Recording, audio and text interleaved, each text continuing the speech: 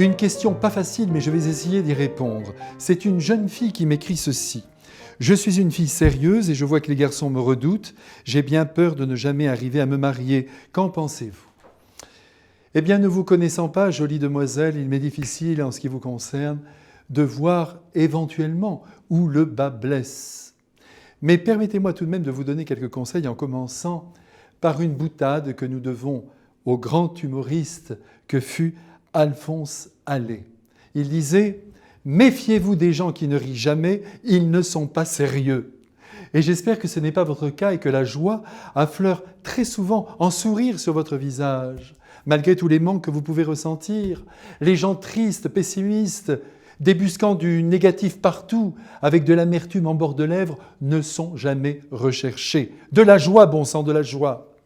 En revanche, un caractère enjoué corrige même des traits moyens, voire une beauté absente. Et oui, on se fait aimer par son bon caractère. Ne soyez donc jamais agressive, revendicatrice, n'effrayez pas le masculin. Soyez douce, avenante, compréhensive, ce qui ne veut pas dire sans personnalité, bien au contraire. Un peu de fantaisie aussi, un peu de légèreté ne serait pas de trop. À réfléchir et à travailler ce que je vous dis là. Il vous revient aussi de veiller sur votre attitude qui ne doit pas sembler rigide, retenue, complexée. Et là, votre manière de vous habiller n'est pas sans effet sur l'imaginaire des hommes.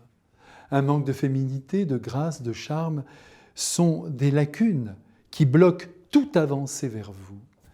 N'ayez pas peur d'ailleurs d'ajouter une touche de maquillage, une touche, de veiller sur la pureté de vos dents. Pardonnez-moi d'être aussi concret, et sur votre coiffure aussi, car votre apparence est capitale. N'hésitez pas à vous parfumer. Veillez aussi sur votre poids, ni fil de fer, ni bibin d'homme.